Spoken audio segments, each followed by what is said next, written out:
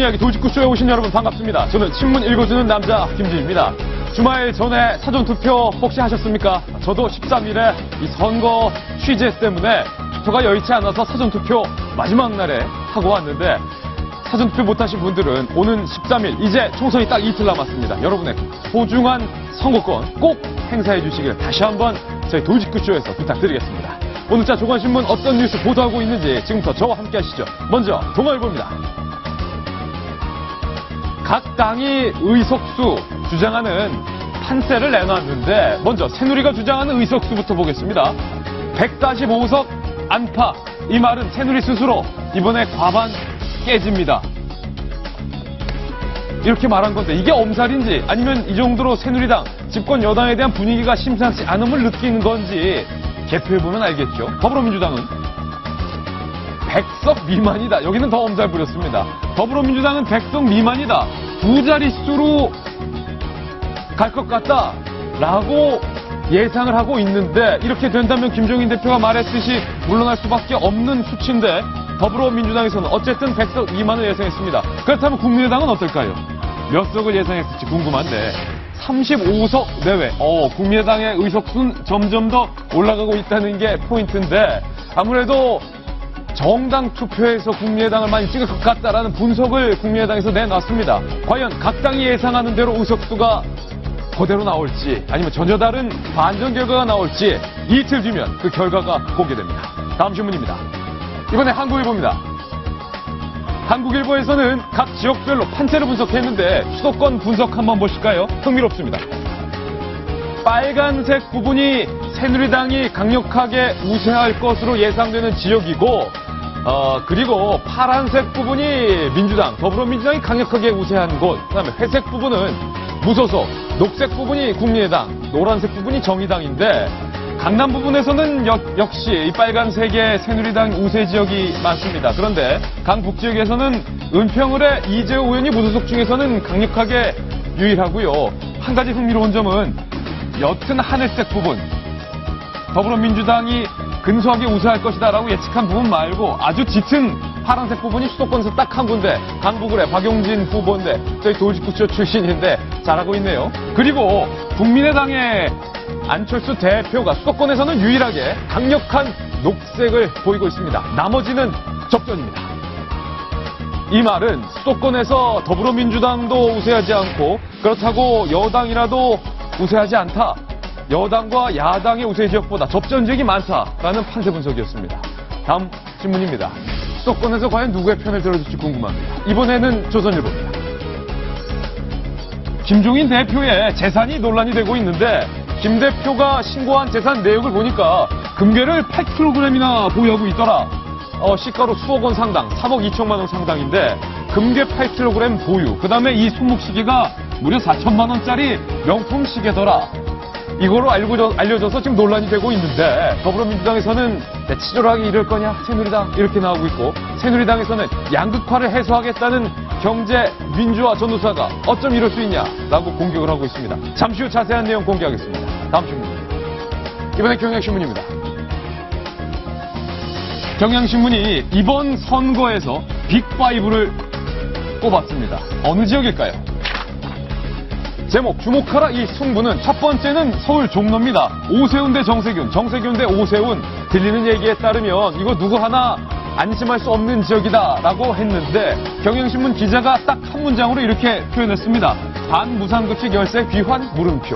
물음표의 의미가 심장하죠. 그리고 대구 수성갑 두 번째 베스트 5인데 김문수 대 김부겸, 김부겸 대 김문수인데요. 김부겸 후보가 여론조사 결과도 앞서가고 있는데 역시 한 문장으로 이렇게 표현했습니다. 나 도지사인데 당신 인생이 뭐요? 부겸인데 빨리 오지 그랬냐? 한 문장으로 다 표현이 됩니다.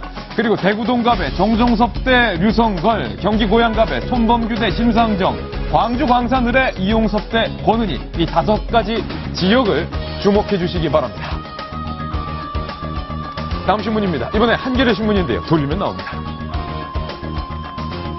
선거가 이틀 남으니까 흥미로운 정치 기사들이 쏟아지고 있습니다. 그 가운데 문재인 대표가 오늘 다시 한번 호남을 떠납니다. 남행열차 두 번째 오르는데 문 대표가 지난번 호남 1박 2일에 대해서 스스로 긍정적인 평가를 내놓은 것 같습니다. 오늘 다시 호남행을 떠나는데 문재인 대표가 과연 호남에서 많이 돌을 맞고 겸허한 모습의 태도를 보였는지 아니면 자기 할 말 다 하고 오셨는지 잠시 후 문 대표의 호남행에 대한 분석 들려드리겠습니다. 다음 신문입니다. 이번엔 서울신문인데요. 분야를 좀 바꿔보겠습니다. 북한 식당 종업원의 한국행 13명. 김정은 시대 들어서 첫 대량 탈북인데 뒷이야기가 오늘 보도되고 있습니다. 그 중에 하나가 사실상 중국이 알면서도 우리 대한민국과의 관계를 생각해서 용인해줬다. 이 말은 뒤집어 보면 북한이 극렬하게 반발할 것을 알고도 중국이 묵살했다라는 의미인데 그 뒷이야기 잠시 후 저희 돌직구쇼에서 흥미로운 이야기들 공개하겠습니다. 다음 신문입니다. 이번에 중앙일보인데요. 역시 돌리면 나옵니다.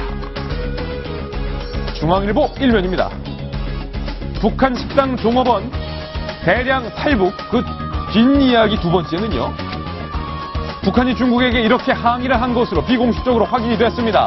집단 탈출하는데 중국은 왜 안 막나? 북한의 항의에 대해서 중국은 합법적인 여건으로 탈북한 걸 우리가 어떻게 막냐? 막을 생각 없다.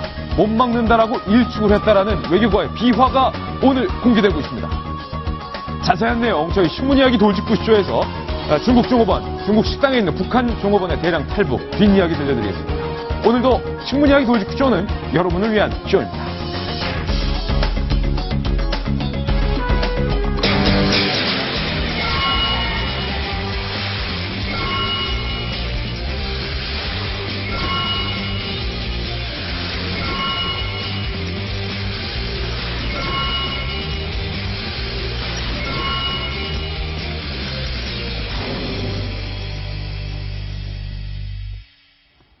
네, 선거가 이틀밖에 남지 않았습니다. 그런데 주말 사이에 많은 뉴스를 보시는 분들이 깜짝 놀라셨을 겁니다. 중국에 있는 북한 식당에서 종업원이 13명이나 대량으로 탈북한 뉴스에 많은 사람들의 깜짝 놀라셨을 텐데요. 그런데 이 13명이 대한민국으로 탈북하는 데까지는 2박 3일밖에 걸리지 않았습니다. 초고속, 초스피드 탈북입니다. 그 뒷이야기를 오늘 돌직구쇼에서 상세하게 공개하겠습니다. 저희가 만든 첫 번째 돌직구 신문입니다.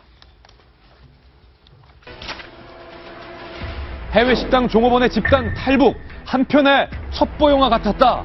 오늘 13명 대량 탈북의 비하인드 스토리가 각 신문에서 하나하나씩 공개되고 있는데요. 저희 돌직구쇼에서 한번 종합해서 취재를 해봤습니다. 북한 종업원 집단 탈출, 그것이 궁금하다. 하나하나 공개합니다. 첫 번째입니다. 그것이 궁금하다. 첫 번째는요. 특별한 탈출 작전 2, 3일 만에 불과 2, 3일 만에 13명이 한꺼번에 탈북을 했다. 13명이 2, 3일 만에 탈북한 것은 굉장히 이례적인 이야기인데요.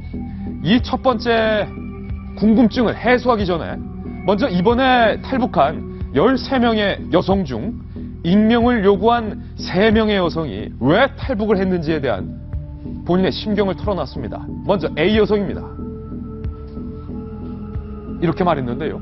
최근 대북 제재가 심해지면서 북한 체제에서는 더는 희망이 없다고 보고 희망이 있는 한국, 서울로 탈출을 하게 됐다. 이렇게 털어놨습니다. 탈북 종업원 B 여성의 심경은 이렇습니다. 해외 체류할 때 한국 TV와 드라마를 시청하면서 대한민국의 민주주의에 대해 점차 인지하게 됐다. 한국 국민으로 살고 싶다는 열망을 가졌다. 이렇게 말했고요. 세 번째 여성, C 여성입니다. 해외 생활을 하면서 진정한 행복이 무엇인지 알게 됐고 이 상황에서 북한으로 돌아가고 싶지 않았다. 왜 아니겠습니까? 이번 기회가 생애 마지막이라고 생각하고 이탈을 결심했다. 생애 마지막. 탈북 여성 3명은 이렇게 증언하고 있는데 그것이 궁금하다. 첫 번째, 13명이 2박 3일 만에 어떻게 이렇게 빨리 탈북할 수 있었는지. 동아일보 논설위이신 정성희 위원님, 이례적입니다. 그렇습니다. 이거는 뭐 공작이 들어간 건 아니고요. 오늘 아침 보도에 따르면은 거의 자력 탈출에 가깝다. 예. 자력 탈출을 하게 된 이유는 13명, 그 유경 식당, 지금 저장성에 있는宁보에 있는 유경 식당에서 18명이 총 근무를 했다는데, 최근에 가장 큰 변화로는 상납금에 대한 압박이 심해졌다고 합니다. 연간 그 해외 식당에서 북한으로 송금해야 되는 금액이 10만 달러인데요. 최근 재빅 제재 의 하나로 그 해외 식당에 대한 이용을 제한하고 있죠. 그래서 아마 상납금 부담이 엄청났던 것 같고요. 상납금이 1년에 3억 3천만 원가량이다. 10만 불 이상이라고 하죠. 예. 상당한 압박감을 느꼈는데 요즘 파리를 알리고 있었다고 합니다. 손님이 거의 없어서. 그래서 매일 뭐 호통치는 소리, 뭐 야단치는 맞는 소리, 이렇게 내부 갈등이 굉장히 심해졌다고 하고요. 예. 두 번째로는 아까 해외에서 나와 있으니까 아무래도 그 한국 드라마나 남한 생활에 있으면 잘 알게 됐다는 것이 있을 것 같아요. 네. 저는 이름 붙이기를 송중기 효과가 아닐까. 송중기 효과. 예, 그런 TV 드라마나 이런 걸 통해서 한국이 북한에서 선전하는 것과 달리 굉장히 민주적이고 예. 살만한 사회다. 더더구나 탈북한 사람들이 22살에서 25살입니다. 굉장히 어리군요. 가장 꿈 많고 뭐 하고 싶은 것도 많고 예. 뭐 그렇게 그런 연령대거든요. 이번에 첫 번째 궁금증이 13명이 2일, 3일 만에 한국으로 올 수 있었던 그 중심에 남성 한 명의 역할이 중요했다라고 신문이 보도하고 있는데, 그 남성이 누굽니까, 정 의원님? 지배인이랍니다. 지배인이요? 예. 여기에는 3명의 지배인과 나머지 종업원으로 돼 있었는데 사실 서로 감시하는 구조거든요. 예. 그래서 한 사람이 그 지배인이 감시하는 상황에서는 탈출하기 어려운데, 지배인이 먼저 주동적으로 이 탈출을 한다면 나머지는 따라오게 돼서 예. 굉장히 쉬웠다는 것이죠. 박상식 교수님, 근데 통상 중국이나 아니면 동남아에 있는 북한 식당에서 이 지배인 남성의 역할은 여성 종업원들을 감시하고 탈북하지 못하게 견제하는 그런 역할인데, 이번에 오히려 그 남성 지배인 한 명이 비밀 작전을 짜서 종업원들을 설득해서 다 같이 데리고 나왔다. 그렇죠. 지금 북한 상황이 언제든지 그게 일어날 수 있는 상황이에요. 이제 지배인이라 그러면은 여권 관리를 하기 때문에 보통 북한에서 온 지령을 가지고 뭐 나머지 종업원을 갖다가 마치 북한에서 컨트롤 하듯이 다룬다라고 볼 수 있지만, 그 지배원이 나머지 종업원들이 여권을 갖고 근데 있습니다. 이제 이미 외국에 나와 있기 때문에 이제 새로운 질서가 생깁니다. 예. 그러니까 근본적으로 북한 체제가 어떤 양상이냐면, 정치는 김정은을 비롯한 노동당이 독점하겠다라고 하기 때문에, 그리고 즉 북한에 민주주의가 없는 것이죠. 예. 대신 경제는 뭐 표현이 좀 어떻게 이해가 될지 모르겠지만은 방치 자본주의, 알아서 먹고 살아라라는 게 있어요. 니들 알아서 먹고 살아라. 북한에서 하면 약간 또 착시 현상이 생깁니다. 옛날보다 우리가 더 잘 먹고 사는구나. 아무래도 시장 경제를 부분적으로 하기 때문에 뭐 그런 것들이, 정치는 독점하는데 우리끼리 하는데 뭐 거기에 대한 거부만 하지 말아라. 그러면 벌써 북경에 가 있는 식당에 있는 사람들이 뭐 반체제 운동을 하겠습니까? 예. 그러니까 대신 정치로부터는 그렇게 크게 감시를 받는 건 아니에요. 그래서 자기들끼리 집단의 정치 질서가 생겼고, 그래서 방금 말한 한 명의 지배인이 그런 식의 어떤 007 작전이 가능한 상황이고, 또 아마도 같이 뜻을 이루었을 거예요. 아까 여러 가지 이유 때문에. 예. 이런 상황이 저는요, 언제든지 발생될 수 있는 이제 상황이다라는 것 때문에 정부에서 상당히 좀 여유주시하고 준비를 차분하게 해야 되는데, 하나 아쉬운 것은 사실 이번에 뭐 선거 때문에 오해도 받기 하지만 갑자기 북풍이냐, 뭐 전 그건 아니라고 봐요. 예. 다만 뭐냐면, 탈북자의 인권을 생각한다면 어떤 보도의 원칙을 지켰어야 되는데, 갑작스럽게 이게 보도대문을 해서 뭐 탈북자들이 이들만이 아닐 텐데 과연 이런 식으로 정부에서 대응을 한다면 예. 좀 뭔가 좀 석연치 않은 것은 그 이야기는 아쉽다는 저희가 것이 잠시 후에 있습니다. 다시 한번 다뤄보겠습니다. 보위부 요원의 눈까지 속여가면서 13명이 탈북하는 데는 이 지배인 남성 한 명의 용의주담이 있었다라는 게 오늘 비하인드 스토리 첫 번째고요. 두 번째 궁금증으로 바로 이동합니다. 그것이 궁금하다. 두 번째는요. 중국이 몰랐을까? 아니면 모르는 척을 해줬을까? 그것도 아니면 적극적으로 도와주는 이른바 적극적 방조를 했나? 이 대목이 오늘 두 번째로 궁금한데, 북한은 일단 크게 반발하고 있습니다. 정 의원님. 그렇죠. 이 사람들이 그 다른 탈북자와 다른 게 하나 있습니다. 다른 탈북자는 불법적으로 국경을 넘어와서 중국에서의 난민 신분인데 여권이 있어요. 북한 여권이. 아, 종업원들은 북한 여권이 있다. 다만 아까 말한 대로 30대 지배인이 한꺼번에 몰아져 가지고 있었기 때문에 여권으로 비행기표를 사가지고 다른 데 가는 거는 이제 쉬운 일이죠. 다른 거에 비해서는. 그런데 그렇다 하더라도 북한의 특성상 밖에서 13명이나 예를 들어서 동남아의 비행기표를 구입을 해서 나가는데 예. 과연 북한이 몰랐을까 하는 것이 이제 문제의 핵심이거든요. 예. 제 생각으로는 이거를 북한이 몰랐지는 않았습니다. 중국이 모르는 일이 중국이 없었다. 몰랐은 예. 없죠. 그러니까 이거는 적극적으로 돕지는 않았지만 특별하게 그렇게 방조함으로써 사실은 도왔다라고 보는 게 맞죠. 왜 그런 생각이 드냐면 일단 비행기표를 사서 비행기를 타고 동남아에까지 왔으면은 그다음부터는 정말 쉽거든요. 예. 그거 나가는 거를 몰랐다는 것은 좀 이해하기 어려운 일이죠. 예, 김병민 전 의원님. 예. 중국이 이 13명의 탈북 남녀가 비행기를 타고 동남아로 갈 때 중국이 모를 리가 없다라는 게 외교 당국 전문가들의 설명인데, 그렇다면 북한이 이렇게 극렬하게 변절 짜다라면서 반발할 것을 알고도 중국이 이들이 동남아로 가는 걸 묵인해줬다라는 얘기인데, 그럼 앞으로 이와 같은 대량 탈북이 더 있겠다. 충분히 그럴 가능성이 있다고 보고 예. 만약에 가겠다는 거에 중국이 합법적인 여건을 가지고 동남아를 가겠다는 건데 그걸 막으면 더 이상한 것 아닙니까? 더 이상하다. 사실상 중국에서 합법적인 여건을 갖고 있기 때문에 거기에서 만약에 대한민국으로 직접적으로 들어온 걸 묵인했다라고 한다면 북중 관계, 중국과 북한의 관계에서 굉장히 크게 위험 사태에 처할 수도 있는 문제가 될 수 있겠습니다만은 일단 동남아로 건너간 상황이기 때문에 중국 정부 입장에서도 충분히 할 수 있는 얘기들이 있는 거고요. 이제 북한의 태도가 굉장히 중요한데 변절이다라는 표현을 써가면서까지 중국을 이제 맹비난하기 시작하고 있거든요. 예. 이런 관계를 봤을 때 중국과 북한의 관계가 앞으로 계속해서 더 꼬여갈 거고 중국 입장에서는 국제사회에서 지금 대북 제재에 어찌됐든 간에 같이 동참하게 되는 상황을 연출하고 있는데 이런 부분들에서 더 앞으로는 특히 북한 편을 대놓고 들거나 하는 일은 별로 없지 않을까라는 생각도 듭니다. 예, 그것이 궁금하다. 이번엔 세 번째 궁금증으로 바로 이동해 보겠습니다. 만나보시죠. 한국 정부가 이번에는 이례적으로 신속하게 공개했습니다. 원래 주요한 인사의 탈북이라든지 아니면 이 같은 집단 탈북은 신원이 확인되고 또 우리 정보 당국 측에서 모든 조사가 끝날 때까지는 공개하지 않는 것이 그간의 관행이었는데, 이번에는 이례적으로 신속하게 공개한 것을 두고 일각에서 이거 총선을 앞두고 이른바 북풍을 노린 것이 아니냐라는 문제점을 제기하는 측도 있고, 다른 측에서는 무슨 소리냐, 대한민국 박근혜 정부의 북한 제재가 효과적으로 먹혀들고 있다라는 방증이 아니냐 부딪히고 있는데, 윤태구 실장님 어떻게 봐야 됩니까? 북한 제재가 효과적으로 먹혀들겠다는 방증이겠죠. 예. 그런데 총선용은 또 총선용이겠죠. 제가 이제 정말 이례적인 거 몇 가지를 좀 짚어보자면요. 네. 탈북자 숫자가 몇 년 사이에 꽤 줄었습니다. 근데도 연간 1,500명 선입니다.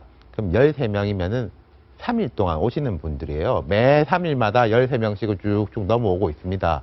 근데 이제 총선을 앞두고 이렇게 공개를 한 거고, 약간 독특한 면이 있죠. 13명이, 그리고 그 식당에서 일한다는 건 상당히 이제 엘리트 계층이기 때문에 이런 점이 독특한 게 있는데, 이런 독특한 분들이 있을 때는 오히려 좀 더 철저하게 조사를 해가지고 발표를 하는 게 마련이거든요. 아까 김진 앵커가 A양, B양, C양 이제 발언을 전해 주셨는데, 이 어디서 나왔겠습니까? 이분들 지금 국정원 합진조에서 조사를 받고 있습니다. 철저히 이게 보안 사항은 없는지, 혹시 뭐 위장 탈부는 아닌지 조사를 받고 있을 건데, 끝나기 전까지는 안 나오거든요. 이런 발언 같은 게 다 국정원에서 가르쳐 주니까 이제 기자들이 보도를 하고 있는 거죠. 그 부분이 두 번째로 이상하다라는 것이고, 그리고 오늘 보도가 나왔죠. 통일부라든지 국정원 수준에서는 이렇게 이례적으로 할 수 없다. 그럼 이게 어떻게 된 거냐? 청와대의 지침을 받아가지고 했다라는 보도까지 나왔고, 그리고 하나 더 짚을 것이, 중국이 우리 정부를 많이 도와주고 있는 것 같아요. 제가 볼 때도. 그런데 우리가 이렇게 세세하게 보도를 하는 게 중국의 입장을 오히려 난처하게 할 수 있다. 이런 식이면 중국이 아무래도 북한을 압박하고 싶어도 물밑에서 압박하고 싶어 하는 거하고 수면 위에서 이렇게 강하게 하는 게 다른데, 과거 사례를 한번 들자면은 그 황장엽. 예, 고 황장엽 씨라고 그래야 되나요? 노동당 전 비서. 노동당 전 비서가 이제 탈북했을 때 중국이 정말로 우리 정부를 그때 많이 도와줬었습니다. 그런데 그 황장엽 그 전 비서가 오자마자 기자회견하고 이게 어떻게 뭐 비행기를 몇 시에 타고 중국 대사관으로 몇 시에 들어가고 이걸 세세하게 다 보도를 해가지고 중국이 정말로 난처해지고 그 한동안 한중 관계가 오히려 경색이 됐었거든요. 우리 정부가 그 정보를 보도하라고 다 공개를 했다 이 말이죠. 그렇죠. 예. 그런 부분까지 좀 장기적으로 봐야 되지 않냐. 그러니까 제가 짚은 이런 몇 가지 문제가 있기 때문에 이거는 딱 보면은 총선에 모르겠습니다. 저는 역효과가 날지 좋은 효과가 날지 모르겠는데 누가 봐도 이제 총선용이라고 생각할 네. 수밖에 없는 거죠. 윤청훈 실장은 박 교수님 이거 봐라 총선용이다. 어떻습니까? 총선용입니까? 아닙니까? 좀 석연찮은 면이 없잖아 있죠. 예. 근데 문제는 총선용인데 이게 과연 그러니까. 여당에 유리할 건가 야당에 유리할 건가 저는 그렇게 큰 영향은 없다고 보고 좀 유권자들이 굳이 의식하다면 식상하다라고 생각하겠는데요. 제가 여기서 꼭 두 가지 점 하나 강조시키고 싶은 게 예. 하고 싶은 게 지금 북중 관계가 변화가 왔어요. 어떤 변화냐면 중국이 과거에는 그냥 김일성, 김정일 무조건 믿고 그 사람하고 대화 나누면 북한과의 관계는 아무 걱정 안 해도 되는데 지금 김정은 체제는 약간 다릅니다. 그래서 북중 관계가 굉장히 정상적인 관계로 가고 있다. 그래서 아까 정 의원님 말씀한 대로 당연히 여기서는 중국은 노타치죠. 그렇다면 탈북자는 이런 식으로 한국에 많이 이미 와 있고 지금도 오고 있고 앞으로 올 거란 말이죠. 예. 그랬을 경우 정부의 대비책이 상당히 문제가 좀 있다는 것입니다. 뭐냐면 지금 탈북자들한테요 물어보면 굉장히 피해의식과 열등감이 있어요. 자기들은 4등 국민이다. 1등 국민은 대한민국 국민이고 와서 보니까 그 다음에는 조선족이고 세 번째가 동남아에서 온 이주 노동자들이라 예. 우리는 4등 국민이다. 근데 제가 탈북자반을 학교에서 지금 전액장학생 운영을 하고 있는데 네. 실제 대한민국보다 더 북한 전문가들이 오고요. 물론 어렵고 힘든 사람도 와요. 그러면 우리는 그것을 아주 체계적으로 관리를 해야 되는데 이번 같이 뭐 그러지는 않겠지만 총선용으로 한번 이용해 볼까? 그러지는 않았겠죠. 그러나 하나 이제 아쉬운 것은 바로 이런 귀중한 부분을 갖다가 아까 뭐 북중 관계, 한중 관계까지 영향을 끼칠 수 있다고 얘기했지 않습니까? 이렇게 이제 좀 이렇게 너무나 좀 아무 원칙과 기준 없이 예. 다루고 쉽게 공개해버린 것은 좀 굉장히 좀 문제가 있다 생각합니다. 그런데 임윤선 변호사님, 이게 총선용이라고 하기엔 우리 유권자들의 수준이 아니 탈북자가 13명이 왔다. 여당 찍자. 이 정도로 유권자의 수준이 낮지는 않을 텐데 말입니다. 맞지는 않는데 예전엔 10명 중에 8명이 그랬다면 이제 10명 중에 한두 명은 또 그러겠죠. 그 예. 한두 명의 표가 아쉬울 수는 있는 거잖아요. 그런데 이제 단순히 말씀대로 총선용이로만 보기에는 이번 집단 탈북자들의 숫자도 많고 좀 특이점들이 많아요. 출신 성분이 달랐다는 점, 예. 그리고 감시 체제에 구멍이 생겼구나라는 걸 알 수 있었다는 점, 그리고 중국의 묵인 내지 방조가 있었다는 점 등은 다 의미가 있는 것 같아요.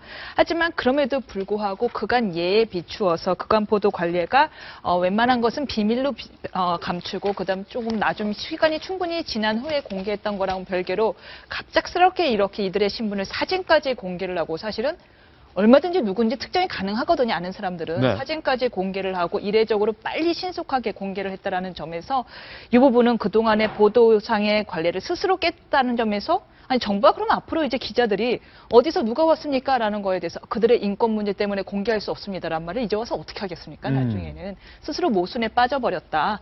그리고 이제 한 가지 더 우려되는 거, 많은 국민들이 우려되는 게 혹시 저 중에 공작원이 섞여 있을 수도 있다라는 걸 많이 우려를 하거든요. 저 중에 보위부 의원이나 공작원이 있지 않을까? 충분히 탈북자들 예. 사이에 많이 끼어오고 거기다 또 미모의 여성들이 오니까 조금 감시 체제가 허술한 면도 있고 공작원이 있을 수 있다라는 점도 우려하는데 그 부분은 뭐 국정원에서 철저히 조사하겠죠. 역시 변호사님다운 날카로운 지적이에요. 저는 이것에 대해서 뭐 오늘 한겨레 같은 경우는 북풍 공작을 우려한다거나 뭐 총선용 의혹이 충분히 있다. 좀 생각이 달라요. 생각이 다르다. 네.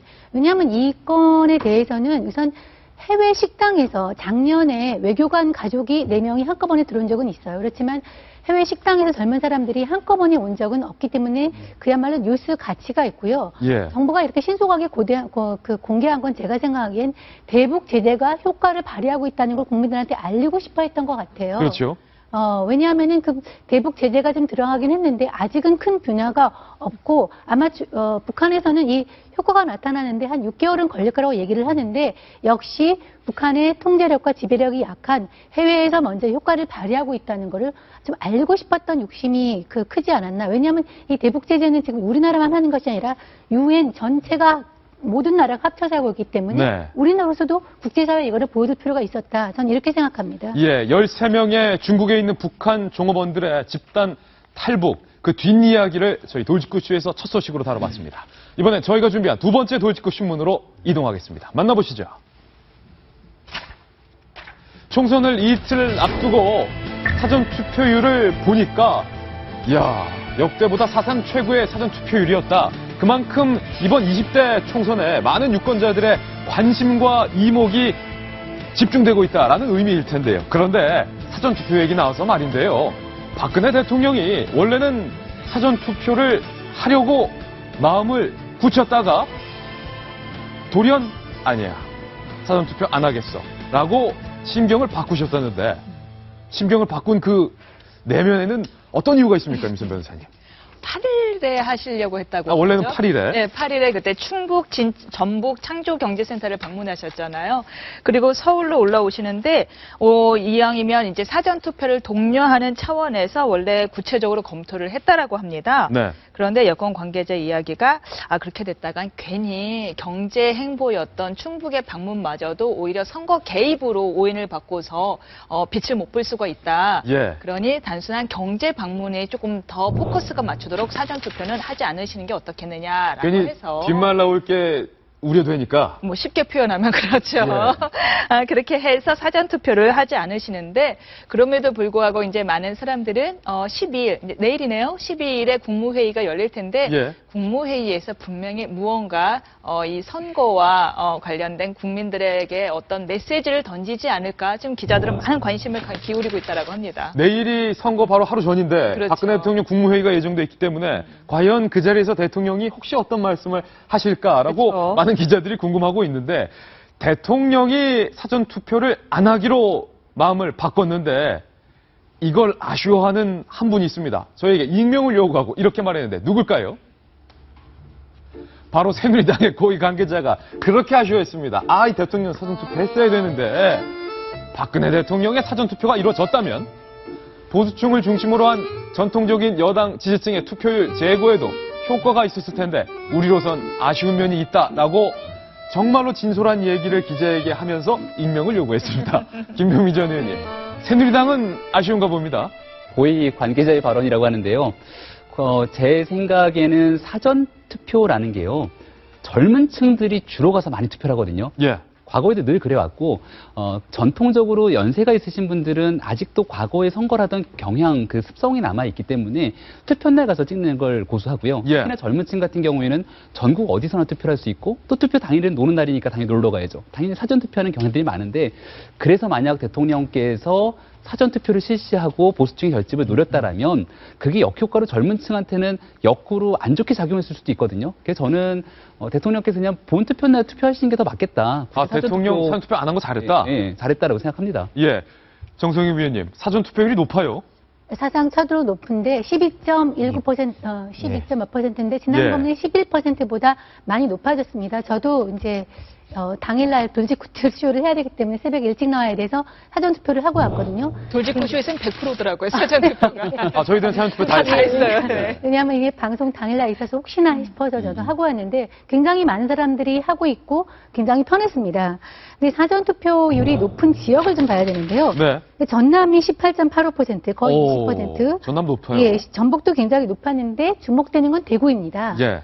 대구가 이번에 상당히 높았는데요. 물론 대구가 전 지역에서 가장 높은 것은 아니지만 사전투표 증가율이 최고입니다. 그러니까 옛날에는 사전투표를 안 하는 사람들이 이번에 미리 가서 상당히 의사표현을 했다는 것이죠. 예. 그러니까 요번에 이제 대구가 쉽지 않게 그 무소속과 경쟁을 하고 있는데, 그래서 이게 관심이 어떤 식으로 표심이 작동할지에 대해서 좀 관심이 있고요. 또 한 가지는 이번에 그 나타난 투표 경향 중에 하나가 교차 투표죠. 지역구에서 그 후보와 그다음에 비례대표 후보를 따로 하는 거에 대해서 따로 이제 투표를 하겠다는. 그러니까 후보 따로 찍고 정당 따로 찍고 교차 투표 그렇습니다. 현상이 이번에 많았다. 그거를 사전에 알 수 있는, 우리 결과는 알 수 없지만은 갤럽 조사 결과가 있는데요. 예. 갤럽 조사가 교차 투표 기류를 확인할 수 있는데, 투표할 지역구의 소속 정당을 묻는 질문에 대해서 새누리당이 36%, 뭐 더민주, 그다음에 국민의당 이런 정의당 순서로 나오는데 이 비례대표 정당을 묻자 국민의당과 정의당 지지도 같은 경우에 완전히 꼭 쫑쫑 뛰었어요. 네. 물론 이것은 여론조사 결과이기 때문에 좀 제한은 있겠지만 이런 경향이 실제로 투표에 이어지면은 상당히 좀 다른 경향이 나타나지 않을까. 네. 사전 투표율 높아진 사전 투표율과 교차 투표 그에 대한 경향은 이번 선거 결과에 상당히 좀 여러 가지 영향을 미칠 수가 있습니다. 이 사전투표 성향을 두고 각 당의 대표들이 큰일 났다. 비상이 걸렸다. 특히 집권여당과 제1야당 입장에서는 교차 투표가 이번에 많다고 비상이 걸렸습니다. 선거를 이틀 앞둔 각 정당의 표정들 모아봤습니다. 먼저 돌직구쇼 선거 상황판을 통해서 한꺼번에 만나보시죠. 4.13 총선 D-2 돌직구쇼 선거 상황실입니다. 첫 번째 표정부터 살펴보겠습니다. 야당부터 보겠습니다. 더불어민주당의 김종인 대표가 때 아닌 원조 금수저 논란이 일고 있습니다. 경제민주화 자격 없다라는 새누리당의 공세까지 이어지고 있는 상황인데 어제 오늘 불거진 건데 임수선 변호사님, 아니 김종인 대표가 원조 금수저다, 이게 무슨 얘기입니까? 네, 어제 안영황 새누리당 대변인이 기자회견을 열고 세 가지 의혹을 제기했습니다. 첫 번째는 무엇이냐 하면은 바로 이제 김 대표가 그동안은 공직에 없었기 때문에 공개된 적이 없었죠. 근데 이제 그 전에 한동안은 없었던 거죠. 2004년도에서 2008년도 사이에는 새천년 민주당의 비례대표였는데요. 그 당시 그때가 네 번째 비례대표. 그렇죠. 네 번째, 마지막이자 네 번째였죠. 가장 최근이자. 예. 그때 신고했던 재산에 비해서 지금 이번에 공개한 재산이 22억이 증식됐더라. 그때는 얼마고 지금은 얼마인 겁니까? 그때가 65억 정도였는데요. 예. 지금 22억이 증가가 돼서 거의 뭐 한 80억에서 90억 가까이가 됩니다. 어우, 재산 많으시네요. 많이 늘어났다라는 예. 거. 두 번째는 그 증식된 재산 중에 상당 부분이 바로 3억 상당의 금을 보유하고 있다. 금괴요? 예, 금괴를 김종인 대표와 그 부인 되시는 김미경 부인께서 갖고 계신데 한 8.2kg 정도고 지금 시가로 환산하면은 약 3억대라고 합니다. 3억 원대의 금괴가 집에 있다. 네, 그거를 예. 이제 신고했다라는 것이고요. 세 번째는 이제 차고 다니는 시계가 바로 한 4천만 원 가량 되는 독일제의 랑에 운투 제네라는 독일 브랜드 아니냐라고 예. 해서 이제 의혹을 제기를 했습니다. 이 시계 이름이 독일어네요. 랑에 운트 쥐네. 네라고 하죠. 저는 이제 한국말로 읽었습니다. 예. 그럴 때 이제 여기에 대해서 물론 더민주 김성수 대변인은 논평을 냈습니다. 뭐냐 하면은 뭐라고 했냐면 일단 이거 숨긴 금괴가 아니라 투명하게 공개한 재산에 대해서 문제를 제기하는 것은 아주 치졸하다라고 반박을 했고, 또 시계는 유학 시절 기숙사를 함께 썼던 독일인 의사가 선물을 줘서 20년째 차고 다니는 시계다라고 이야기를 했다라고 하는데요. 예. 저는 이 경제 민주화를 이야기하는 사람이 웬 금괴냐라는 주장에 대해서 저 또한 그렇게 와닿지는 않습니다. 네. 왜냐하면 저는 부자인 것 자체는 문제가 전혀 되지 않는다고 생각해요. 아니 뭐 부자인 걸로만 따지면요. 어떻게 보면 김종인 대표가 세 당 대표 중에서 제일 가난해요. 새누리당 당대표는 현금을 거의 100억 가까이 보유하고 있고요. 예. 저쪽이 국민의당. 저쪽 당이 국민의당의 안철수 대표는 뭐 천억대 부자 아닙니까? 예. 부자라고 해서 민주화를 이야기할 게 아니라 오히려 부자가 더 가난한 사람들을 살펴보며 민주화를 이야기하는 거, 서민을 이야기하는 거, 민생을 얘기하는 게 저는 고맙고 바람직한 일이라고 생각을 하거든요. 다만 만일 금괴 보유 과정이 미심쩍다. 그러면 그건 의혹을 제기할 만해요. 예. 근데 그것도 아니고 금괴를 소유한 자가 무슨 민주화냐라고 이야기를 하면 그거는 저는 그렇게 설득력 있게 들리진 않네요. 예. 그럼에도 불구하고 일단 더불어민주당 김종인 대표가 금괴가 있다라고 네네. 하니까 뭐 딴 거 다 떠나서 아니 금괴를 요즘 갖고 있는 분도 있구나, 3억 원치. 네. 놀랍긴 한데 어떻습니까, 김 의원님? 저는 좀 놀랐어요. 그리고 금괴라는 게 이게 몇 킬로죠? 8킬로대 금괴면은 상상이 가십니까? 이런 걸 집에 보유하고 있다? 대단한 것 같고요.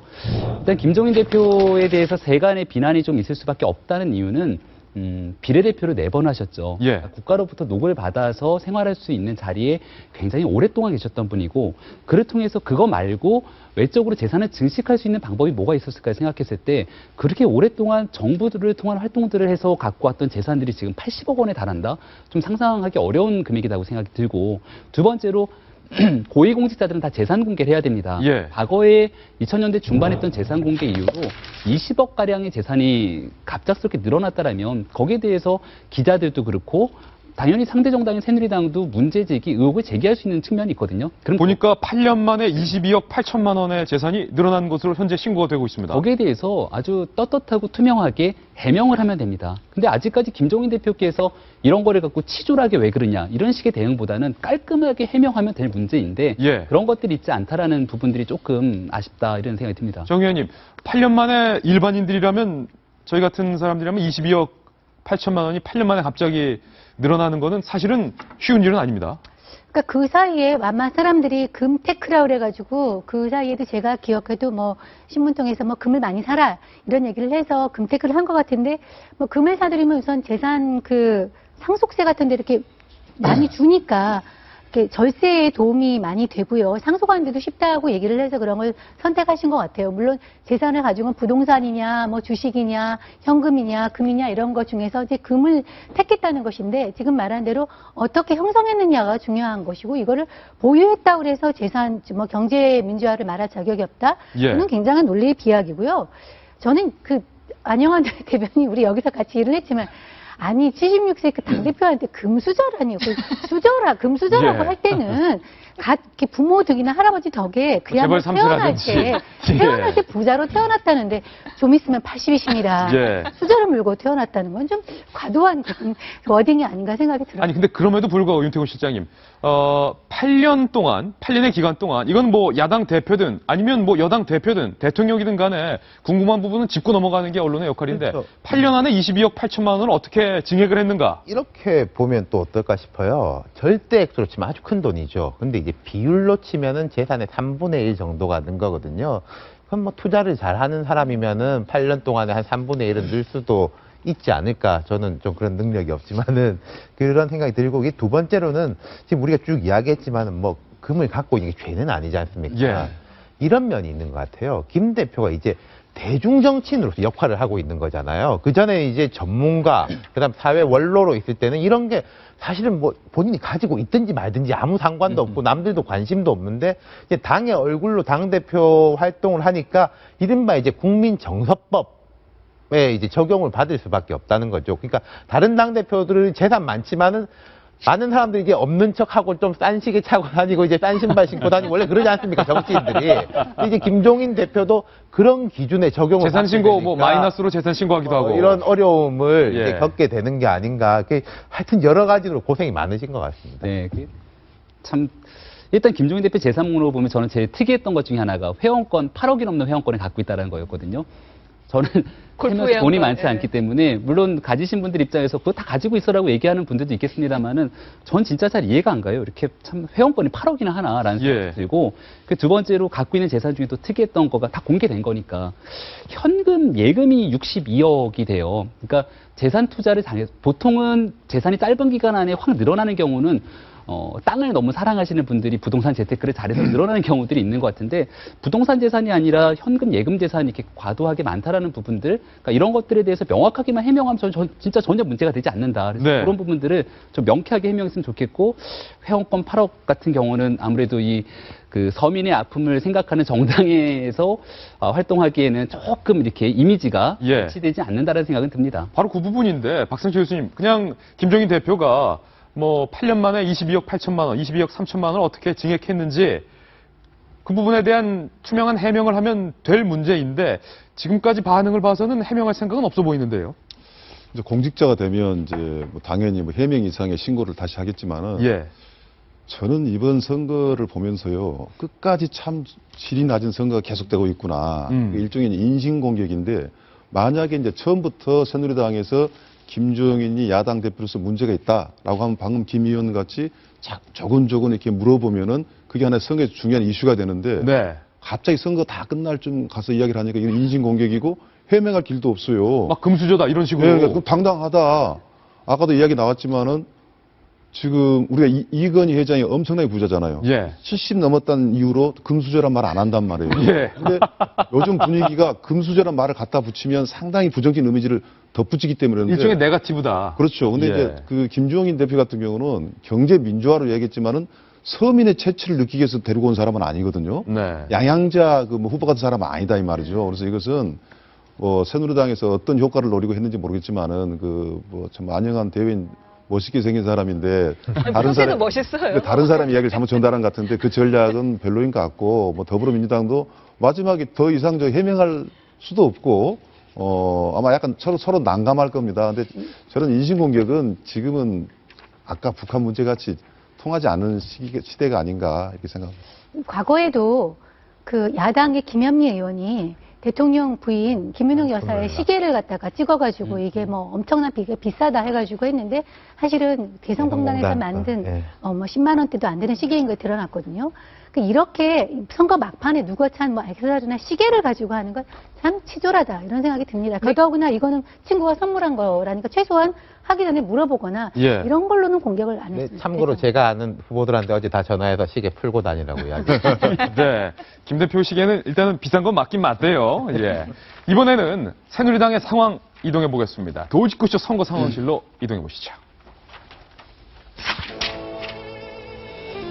김무성 대표의 지원 유세 발언을 자세히 들어보면 감투를 남발하고 있다. 물론 이 선거 과정에서 후보를 도와주기 위해서 감투를 줄 만한 사람이다라는 건 얼마든지 괜찮지만 감투가 많아도 너무 많지 않냐. 그리고 김 대표가 너무 타이트한 선거 유세 스케줄을 강행하시다 보니까 말실수가 연이어 나오고 있다.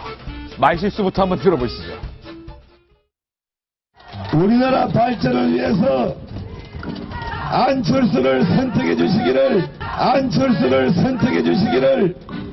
여러분의 애국심 다시 하겠습니다. 제가 하루에 10번 넘게 연설하다 보니까 여러분 웃기려고 일부러 그랬습니다. 그런데 내가 잘하고 있어 가만히 있어야 됩니다. 박근혜 전 대통령을 앉은 자리에서 1시간, 2시간씩 계속 웃기는 사람이 바로 손목입니다. 옆에 이준석 후보를 낙선자로 만드는가 하면 현재 박근혜 대통령을 전직 대통령으로 만들어버리는가 하면 이번에는 감투를 참 잘 뿌리고 다녀서 논란이 되고 있습니다. 감투 남발 직접 한번 들어보시죠. 인천 서구의 국회의원이 대한민국의 총리나 국회의장을 하게 되면 서구 주민 여러분의 영광이고 서구의 발전은 10년 더 앞당겨지게 되지 않겠습니까, 여러분? 이제 우리 홍문표 의원이 삼선 의원이 되게 되면은 사무총장도 할 수 있고 원내대표도 할 수 있고 또 당과 국회의 주요 요직을 맡을 수 있어서 우리 정우택 의원은 제일 먼저 국회 부의장이 될 가능성이 제일 높은 사람입니다. 그리고 우리 새누리당의 당 대표도 할 수 있는 인물 아닙니까, 여러분? 이런 사람은 여러분 당 대표가 아니라 대한민국 대통령 만들어야 되지 않겠습니까, 여러분? 네, 김무성 대표가 참 능력이 많다. 현직 대통령을 전 대통령으로 만들더니 순식간에 국회 부의장을 할 만한 인물을 대통령까지 같은 지원 유세에서 만들었습니다. 김무성 대표가 약속한 혹은 김무성 대표가 언급한 감투들만 모아봤습니다. 만나보시죠. 능력자 김 대표의 감투 공약. 먼저 요직별로 좀 저희가 해봤습니다. 대한민국 정부 요직. 첫 번째 대통령도 있고요. 사무총장, 국회의장, 국회부의장, 당대표와 원내대표, 정치기 의장, 상임위원장, 국회 예결특위 간사, 상업통상자원위원장까지 나왔습니다. 굉장히 여기서는 디테일합니다. 김 대표가 굉장히 디테일하다. 스펠링 맞는지 모르겠습니다. 먼저 대통령감이라고 언급한 사람은 바로 방금 보셨던 정우택 후보인데 흥미로운 점은 이 정우택 후보의 지원 연설 때 처음에는 기분 나쁘게 국회의장도 아니고 부의장감이다라고 했다가 이게 아닌가 싶다라고 해서 갑자기 당대표감이다로 언급을 하시더니 순식간에 당대표에서 대통령감이다라고 언급을 했고 사무총장은 이게 더 치열해집니다. 사무총장감이다라고 언급한 사람이 한선교, 이성원, 박종희, 이학재, 홍문표, 이명수 잠깐 숨 고르고 김태원, 노철래, 차명진 하나, 둘, 셋, 넷, 다섯, 여섯, 일곱, 여덟, 9분 9분을 자그마치 9명을 사무총장감이라고 했으니까 당선되더라도 이 9분끼리 경쟁하셔야 될 것 같습니다. 국회의장감은 김영선, 심재철, 국회 부의장 정우택, 황진아. 정우택 후보는 한 번 더 나와야 돼요, 이따가 당대표 때. 당대표, 김효재, 권영세, 여기 정우택 후보 또 있습니다. 그리고 정책의장에는 정진석, 차명진, 상임위원장에는 이사철, 정미경, 국회 예결특위 간사에는 이상일, 산업통상자원위원장에는 안효대 후보까지. 임선 변호사님, 이거 제가 다 챙긴 거 맞습니까? 꼼꼼하게. 네. 아마 더 있을 거예요. 아마 네. 김무성 대표는 당직의 명단을 갖고 다닐 겁니다. 이걸 누구를 해줘야 되나. 예. 고민이 많으실 텐데요. 마치 정부 수립하는 것 같기도 하고. 그렇죠. 김무성 반면 그런데 이렇게 김무성 대표가 이렇게 함에도 불구하고 되게 각 지역구 후보들이 와주시기를 기대하고 있대요. 예, 왜냐하면은 오신 만큼 이게 그만큼 화제가 되고 그만 언론도 많이 신경을 써주고 이러다 보니까 김무성 대표가 와주길 바란다는데요. 근데 이제 김 대표님이 이제 어느 정도 이해가 가는 게 지금 106곳을 훑었다고 하죠. 예. 특정지 106곳을 훑다 보니까 나중에 점점 이제 뭐 목소리도 갈라지고 생각과 말이 이제 따로가 가는 건데요. 화제가 되는 것이 이제 이런 겁니다. 첫 번째는 말씀하신 것처럼 이제 공수표를 남발한다. 당직에 대해서. 이제 두 번째, 그 다음에 이제 너무 이제 힘들다 보니까 말실수가 잦다. 아까 이제 안철수 대표를 뽑아주시기 바랍니다는 아마 김문성 대표의 정치 인생을 두고두고 쫓아다닐 말실수 같아요. 네. 등의 얘기인데요. 그렇지만 그럼에도 불구하고 이제 후보들은 김종인 대표는 사람들 면면을 몰라서 되게 딱딱한 인상이 있는데 지원 유세가 김무성 대표는 사람 면면에 대한 좀 이렇게 다정함이 있기 때문에 이렇게 실수도 많지만 그만큼 웃음도 많아서 화제가 된다라고 좋아한다고 해요. 예. 또 하나 재밌는 점이요. 이제 이 어부바를 많이 해주시잖아요. 내가 어부바가 되면 다 당선이 된다고 합니다. 그래서 이제 어부바를 많이 하시는데. 돌아다니면서 다 업고 있어요. 네, 나름 그래도 선배를 하신다고 합니다. 예. 많이 어부바를 하시지만 주로 정치 신인들 위주로 어부바를 하시고 중진에게는 그냥 이제 대표감입니다, 총장감입니다 하면서 어부바는 좀 피하시며 한편으로 이렇게 저렇게 그냥 안마로 대신하는 정도 김을동 의원은 예, 있다고 합니다. 없는다는 게 좀 용기를 내야 돼요. 이제 뭐 연세도 많으시고 하다 없다가 이제 넘어지시면 큰일 나니까. 그러니까요. 예, 안마로 대체했다고 합니다. 예. 그럼에도 불구하고 우리 또 김종인 대표에 대해서 저희가 계속 규명했듯이 김무성 대표에 대해서 한번 물어볼 게 있는데 박 교수님. 김무성 대표가 안철수 대표를 응원하고 야권 분열을 계속 야권 단일화를 막기 위해서 어느 정도 뭐 효과가 있었다라는 분석도 있고 박근혜 대통령을 전 대통령으로 만들고 이렇게 감투를 남발하는 데는 김무성 대표가 이미 당대표를 넘어서서 내가 대권 후보다라는 너무 자신감이 과하다 보니까 본심이 나오는 거 아니냐 이런 비판의 목소리도 있습니다만은. 그렇죠. 무슨 의도가 있는 실수치고는 상당히 좀 뭔가 좀 파장을 일으키지 않습니까? 예. 분명히 실수는 실수 같은데 말하는 내용도 보면은 저는 요즘 김무성 대표를 보면 20세기 정치인을 본 듯한 기분을 느껴요. 20세기 정치인이다. 21세기가 아니고. 21세기, 20세기 정치인을 본 듯한 느낌. 과연 저 말이 통할 것인가. 근데 그럼에도 불구하고 그 안철수 의원에 대해서는 두 가지 생각이 항상 머릿속에 있었던 것 같아요. 그래서 실수를 한 것 같은데 한편으로는 안철수 의원이 고마워요. 고맙다. 이 국민의당이 없었으면 새누리당이 있었기 때문에 얼마나 편하다는 생각도 하지만은 이게 또 경우에 따라서는 새누리당 표를 잠식해 간단 말이죠. 예. 또 불안해요. 이 이중성이 있기 때문에 안철수란 머리가 자꾸 있다 보니까 안철수를 뽑아달라는 이야기까지 나와버리고. 애국심에 호소했어요. 예, 안철수를 뽑아달라고. 대통령과 관계는요. 약간 다른 애입니다만은 네. 좀 서로 이 인연이 이렇게 궁합이 안 맞는 것 같아. 말을 네. 해도요. 예를 들어서 한 2년 전인가요? 오스트리아식 그 개헌을 하겠다고 한 적이 있었어요. 대통령이 발끈 화를 내서 이제 했는데 실제 그걸 보진 않았겠지만 오스트리아 헌법을 딱 보면 대통령 자녀들은 대통령 못 나오게 돼 있어요. 박근혜 대통령 얼마나 기분 나빴겠습니까? 만약 봤다면. 예. 그렇게 묘하게 이제 그건 또 저희가 몰랐던 점이에요. 예, 김무성 대표가 실수를 하고 있는 게 실수가 상당히 관심을 끌기 때문에 선거 때는 상당히 좋은 것 같습니다. 그러나 과연 저 사람한테 대한민국을 맡길 수 있을까라고 했을 때는 예. 또 달라진다는 것이죠. 네. 대통령 후보의 말 한마디 실수가 지금은 용납을 않지 않습니까? 20세기만 해도 용납을 했거든요. 네. 엉뚱한 매력이 있네. 근데 김영삼 대통령. 그렇죠. 이제 학실이 한다든가 뭐 이런 것들, 뭐 관광 개발 이런 거. 예. 근데 이건 안 통한다는 거죠. 양면적인 게 있는 것 같아요. 저는 요 쫙 명단을 보면서 되게 선수와 그 본인이 원하는 거에 맞춤형으로 돼 있어요. 아까 그렇습니까? 김진 앵커가 안효대 의원 산업통상자원위원장 되게 디테일하다 이야기했는데 예. 안효대 의원 지역구가 울산 동구입니다. 여기가 울산 동구. 예, 울산 동구는 지금 현대중공업 조선사업의 구조조정 문제로 해가지고 고용 불안에 엄청나게 시달리는 곳이거든요. 딱 딱 맞춤형 칭찬인 거예요. 그러니까 이제 20세기형이긴 한데 정치 오래 한 분의 이런 구력과 이게 딱 드러나는 이런 명단인 거고, 이게 옛날에 공명첩이라고 있지 않습니까? 네. 정성희 의원님 사학 전공하실 때 공명첩이라는 게 원래 공명을 세운 사람한테 이게 그 벼슬의 증서를 임진왜란 뭐 난이 끝나고 나면 당신을 이렇게 올려주겠다는 첩을 주는 건데, 이게 워낙 남발되다 보니까 비공짜 공명첩으로 이렇게 막 의미가 바뀌어 버렸거든요. 텅 빈 거다. 원래 네. 의미와는 다르게. 너무 이게 남발되는 거라는 느낌을 지울 수가 없고, 그래도 예를 들어가지고 우리가 이제 총선 끝나고 나면은 전당대회 하면 이제 최경환 의원이 당대표 될 가능성이 높다 이러지 않습니까? 왜 후보들이 최경환 의원을 안 부르고 김무성 대표가 오면 이렇게 좋아하겠습니까? 지금 상대적으로 새누리당에서 그래도 간판 노릇을 해서 전국을 다니면서 이제 웃음거리도 주고 뭐 예. 이런 칭찬도 해줄 사람은 현재로선 김무성 대표밖에 없다, 이런 이야기겠죠. 김무성 대표가 정치 잘하세요. 오. 실제 선거 유세 가보면요, 아마 많은 시청자분들이 후보가 나와서 마이크 잡고 유세하는데 가갖고서는 빤히 쳐다보면서 막 응원하는 사람 그렇게 많지 않으실 거예요. 예. 주로 누가 있냐면 핵심 지지층들이 결집하고 같이 세결집하고 한번 거기에 대해서 으쌰으쌰하는 분위기를 형성하거든요.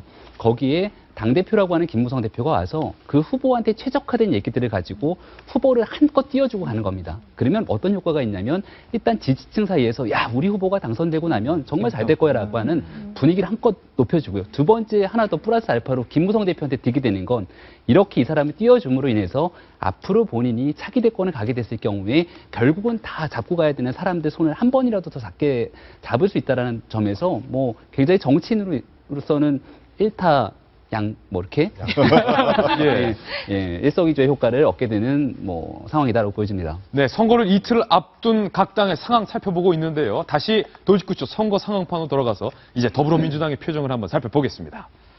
더불어민주당은 그렇습니다. 문재인 대표가 남행열차 한 번 더 탑니다. 오늘 탑니다. 지난번 남행열차 1박 2일이 굉장히 성공적이었다라고 문재인 전 대표 측은 평가를 하고 있는 그런 분위기인데, 과연 문 전 대표가 왔다간 호남은 지금 분위기가 어떨까? 김병민 전 의원님, 예. 남행열차 두 번째로 반기는 분위기입니까? 아니면 왜 또 오냐 이런 분위기입니까? 이 말 한마디가 저는 참 많은 걸 시사한다고 봅니다. 이게 동아일보 기자의 눈에 쓴 송영일 기자의 칼럼인데요. 이번 방문은 문재인의 힐링 캠프였다는 반응이 나온다라고 합니다. 문재인의 힐링 캠프였다. 예. 그러니까 원래 애당초에 1박 2일을 가기 전에 이런 얘기를 했거든요. 광주 시민들을 힐링하러 간 게 아니라 본인이 본인이 치료받고 왔다. 예, 치료받고 왔다 해서 위로와 사과와 경청에 이번 호남행의 목적이 있다라고 했는데요. 위로는 주요한 목적이 있었죠. 위로하러 갔지만 위로를 받고 왔고요. 네. 그리고 사과와 경청을 약간 하러 가긴 했는데 늘 경청하기도 했죠. 하지만 그 과정에서 왜 노무현 정부가 그동안 얼마만큼 많은 일들을 해왔는지에 대해서 오히려 역설하고 호남을 홀대하지 않았다라고 해서 본인이 하고 싶은 얘기를 충분히 더 많이 하고 왔던 데에 초점이 맞춰져 있다는 얘기들이 있고요. 할 말 다 하고 왔다. 다 하고 왔다. 예. 그리고 두 번째, 세 번째로 그래서 많은 위로를 받고 오히려 응원, 격려의 메시지를 받고 왔다라는 얘기들이 있어서 호남 방문에 대해서 과연 어떤 결과가 나올지는 결국은 내일 모레 이제 뚜껑을 열어봐야 알지 않겠냐. 이런 네. 평이 지배적입니다. 박 교수님, 문 대표가 남행열차 한 번 더 타는데 효과적일까요? 가야죠. 왜냐하면 이제 생각해 보십시오. 이제 문재인 대표가 대통령을 또 나온다 칩시다. 호남에 4년 전에, 3년 전입니까? 92% 지지를 받고도 떨어졌어요. 92% 지지를 받을 곳에서 지금 국민의당한테 밀리고 있지 않습니까? 네. 그러면 문재인이 아니라 어떤 사람도 다 동원을 시켜야 되는데, 저는 이제 좀 늦게 갔다, 타이밍상 좀 만시지탄이다, 좋게 말하면 그런 감이 없지 않아 있지만, 그럼에도 불구하고 호남 지역에는 문재인에 대한 지지자가 또 꽤 있어요. 저는 이제 가끔 어떤 생각을 하냐면, 이제 호남 사람들이 충청도 사람 돼간다 생각을 가져요. 제가 이제 호남 사람이다 보니까 이제 자신있게 이야기하는데, 자기 마음속에 이제 옛날같이 확실히 다 드러내지 않고, 또 충청도, 대전, 충남, 충북이 다르듯이 전남, 광주, 전북이 좀 틀려요. 예. 같다면 과거에는 선거할 때하고 야구할 때만 딱 한 사람 딱 뭉쳤어요, 호남 사람이. 지금 분위기 다릅니다. 근데 이제 안타까운 것이 더불어민주당한테는 전북하고 전남은 어떤 분위기의 반전을 볼 수도 있어요. 예. 그러나 광주에 공천이 너무나 좀 이렇게 허술하게 해가지고 새로운 분위기가 온다 할지라도 표라는 게 걸지 않습니까? 내가 줄 때는 그 사람이 좋아할 수도 있지만은 당선되기 위해가 제일 중요하잖아요. 그 부분에 있어서는 상당히 더불어민주당의 공천 과정에서부터 정말 호남이 이렇게 복잡한 구조로 바뀌었는데 과거가 틀리단 말이죠. 그냥 바람이 불고 그런 것이 아니거든요. 그런데 이제 그러기 때문에 제가 볼 때는 민주당이 호남에 대해서만큼 이번에 치밀하게 하지 못했고 그래서 문재인 대표가 최선을 다해야 되겠지만 상당히 늦고 더불어민주당한테는 굉장히 안타까운 지점 중에 하나가 이번에 호남이 될 겁니다. 저는 그 문재인 대표의 호남행이 압박인 듯 압박 아닌 압박 아니 좀 더 협박 협박인 듯 협박 아닌 협박. 왜냐하면 지금 아까 지금 읍수하고 경청했다기보다는 본인의 광주 행에 이번 그거를 갖다가 대선과 연계하지 않았습니까? 이번에 실패하면 나 술만 안 한다고 했지만 몇 퍼센트를 받으면 술만 안 한다니까 연계하지는 않았거든요. 그러니까 이번에 나를 지지하지 않으면 내가 대통령 후보 안 한다고 하는 것은 상당한 그 압박을 한 건데 그러면서도 정말 몇 퍼센트 안 하면 아예 물러나겠다는 얘기도 안 했어요. 그러니까 상당히 호남의 지문 공을 떠넘긴 이렇게 해서 호남 사람들이 그렇게 좋아할까 이런 생각이 듭니다. 예, 우리 정성희 위원께서 말씀하시는 동안 돌직구 신문을 내리고 제가 보스턴 글로브 1면 신문을 교체해놨습니다. 돌직구쇼를 보고 계신 시청자 여러분들의 수준과 품격을 생각해서 오늘 저희 돌직구쇼에서 외신 신문 1면을 출력했는데요. 지금 바로 만나보시죠. 보스턴 글로브 1면입니다. 아유, 영어가 나오니까 갑자기 경증이 나는데. Deportations to begin. 이민자 추방, 국외 추방이 시작된다. 라는 큼지막한 헤드라인을 9월 9일자로 보스턴 글로브가 발간한 겁니다. 그러면서 트럼프가 대통령이다 라고 사진까지 박으면서 긴급 속보. Deport illegals so fast your head will spin. 당신의 머리가 휙휙 돌 정도로 이민자가 추방 빠르게 될 것이다 라는 뉴스 속보도 지금 나와 있고요. 그러면서 프레지던트 트럼프라고 적혀 있는데요. 트럼프 대통령이 이민 세관국의 병력을 3배로 늘릴 것을 요청해서 시위가 계속되고 있다라는 기사까지 쓰고 있습니다. 도대체 이게 어떻게 된 일인지, 보스턴 글로브가 일면에 왜 트럼프를 대통령이 당선됐다라고 못 박은 건지, 보스턴 글로브 일면 신문 내용, 주요 내용을 지금부터 상세하게 하나하나씩 소개해드리겠습니다. 먼저 첫 번째 기사입니다. 네, 방금 보셨듯이 이민자 추방 곧 시작된다. 이게 헤드라인이고요. 트럼프 대통령이 이민 세관국 병력을 3배로 늘릴 것을 요청해서 시위가 계속되고 있다. 속보! 트럼프 머리가 핑핑 돌도록 빠르게 이민자 추방할 것. 정 의원님, 이게 도대체 어떻게 된 일입니까? 우선 이걸 보셔야 될 것 같아요. 이 날짜가, 보스턴 글로브지의 날짜가 2017년입니다. 그렇군요. 2017년 4월 9일자. 1년 뒤의 신문을 가상 기사로 채운 신문입니다. 이게 가상 일면이군요. 신문으로서는 일정의 파격적인 실험을 한 거죠. 트럼프를 얘가 공약한 대로 트럼프가 대통령이 됐을 때 하면은 실제 어떤 일이 일어날지에 대한 가상적인 기사를 갖다가 일면으로 꾸민 신문으로서는 굉장히 파격적인 실험을 한 역사적인 어떤 지면이라고 할 수 있겠습니다. 아까 제목 읽어드린 것에 계속해서 이 일면 탑 세부 내용을 한번 살펴보실까요? 정성희 위원님, 여기 빨간 무줄로 쳐져 있는데 이게 무슨 내용입니까? 일면 탑? 일면 톱은 아까 얘기했지만 불법 추방이 시작이 됐다고 얘기를 하면서 이민 관세 세방국의 ICE라고 그러죠.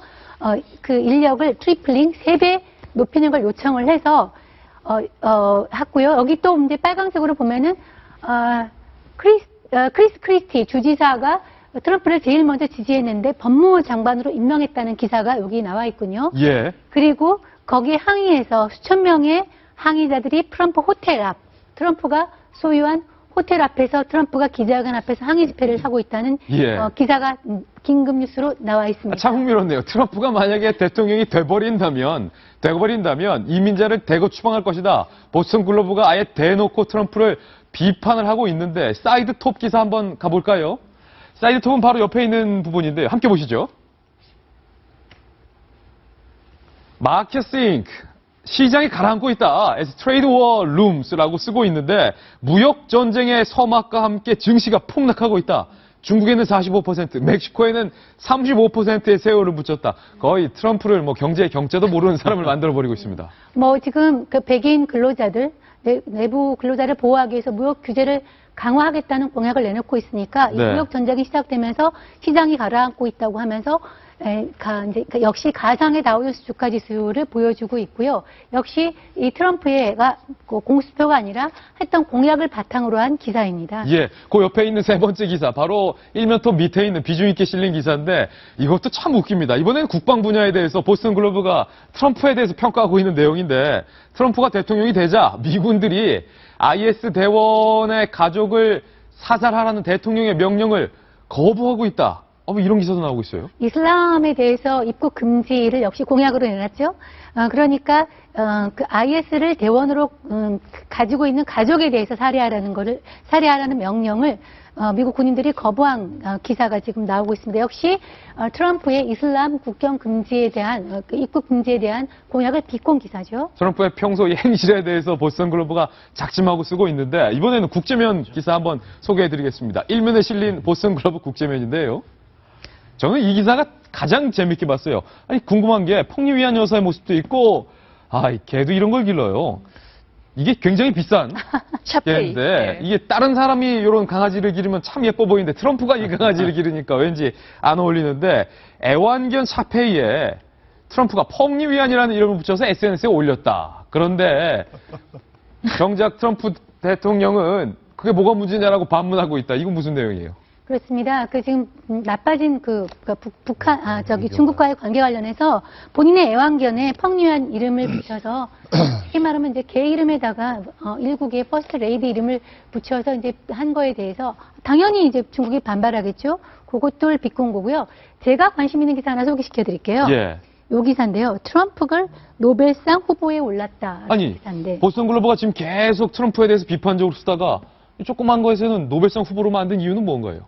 이게 트럼프가 하도 이슬람을 압박을 하니까 이슬람 네 분 있지 않습니까? 예. 수니파하고 시아파. 예. 이쪽이 이제 단합이 돼가지고 중동의 평화가 찾아왔다는 겁니다. 그래서 예. 노벨 평화사 후보가 왔다고 얘기를 하고 있는 비판하는 기사인데요.